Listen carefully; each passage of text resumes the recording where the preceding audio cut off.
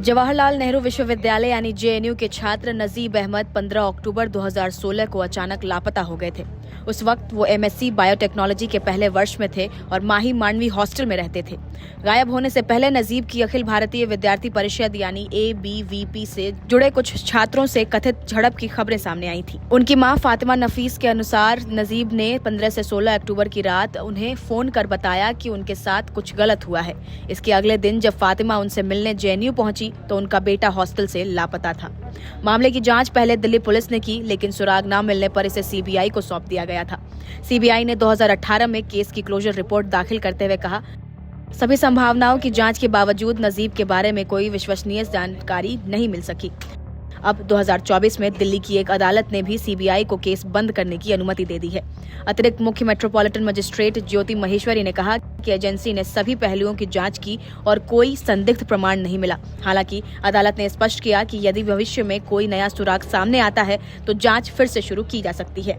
Court ने नजीब की मां की पीड़ा को समझते हुए कहा कि एजेंसी को दोषी नहीं ठहराया जा सकता, क्योंकि कई बार जांच के प्रयासों के बावजूद नतीजा नहीं मिल पाता। जहां दिल्ली पुलिस और सीबीआई दोनों इस केस को बंद कर चुके हैं, वहीं नजीब की मां का विश्वास अब भी कायम है। उन्होंने कहा कि मैं आखिरी सांस तक नजीब का इंतजार करूंगी, हर दिन उसके लिए दुआ करती हूँ और मुझे उम्मीद है कि मुझे एक दिन इंसाफ जरूर मिलेगा। जेएनयू के assistant professor N Sai Balaji ने नजीब अहमद की गुमशुदगी के मामले में दिल्ली की राउज एवेन्यू कोर्ट द्वारा सीबीआई को क्लोजर रिपोर्ट स्वीकार किए जाने पर अपनी प्रतिक्रिया दी है। आज दिल्ली कोर्ट ने सीबीआई की बात को मान लिया और सीबीआई की इस इंक्वायरी के अंदर जो बहुत कमियां थी, जो बार बार हमने अपने वकील के माध्यम से भी लीगली भी और पॉलिटिकली उठाया, उसको एक तरीके से दरकिनार किया, स्वीकार जरूर किया एक तौर पे ये कहते हुए कि अगर सीबीआई कभी भी कोई नया एविडेंस लेके आएगा, कोर्ट के सामने आएगा, तो कोर्ट उस जांच को स्वीकार करेगा। बट अनफॉर्चुनेट ये है कि जब सारा एविडेंस सीबीआई के सामने था, जब सारा एविडेंस दिल्ली पुलिस के सामने था, उन्होंने नजीब के मामले में एक तरीके का सरकार का ही और एबीवीपी का ही बचाव करने की पूरी प्रयास किया। और आज भी इस देश के सबसे बेहतरीन अपने आप को कहने वाले संस्थाओं को मालूम ही नहीं है कि नजीब कहाँ गया, नजीब के साथ क्या हुआ है। अभी हम लोगों की लड़ाई जारी रहेगी। अम्मी जब भी जिस तरीके से भी इस लड़ाई को आगे ले जाना चाहता है, जेएनयू छात्रों की तरफ से, देश भर के छात्रों की तरफ से हम लोगों के उनके समर्थन रहेगा, हम लोग उनके साथ खड़े रहेंगे। जेएनयू के पूर्व छात्र और कांग्रेस नेता कन्हैया कुमार ने नजीब के लापता केस को बंद होने को लेकर एक्स पर अपनी प्रतिक्रिया दी है।